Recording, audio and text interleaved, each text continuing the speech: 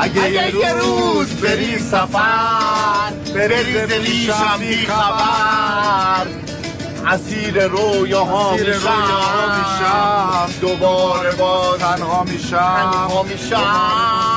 آقا چی میخونی تو؟ اصلا من داشتم میخوندم الان همینی که تو میخونی همینی که تو میخونی الان من میگم دوباره باز تنها میشم، تو اینو گفتی؟ دوباره باز تنها میشم. بریز پیشم بی خبر، تو چی گفتی؟ بریز همینو گفتم دیگه. میگی بریز ریشم بی خبر؟ نخه گفتی بریز پیشم بی خبر؟ بله. تو اینو الان این دوتا یکیه؟ نه این دوتا یک اصلا چی فرقش تو چیه؟ آقا تو نخون با من. اصلا من داشتم میخوندم. عمو فرامرز آقا نمیخواد تو بخونی. او جف گرفتت تا جف گرفت. داشتم برای بچه‌ها میخونم، بشیم کیف می‌کردیم. کدوم کیف می‌کردی؟ فقط 3 نفر بالا آوردن. خیلی بامزه میخونه، بذار بخونه، اذیتش نکن. بفرما.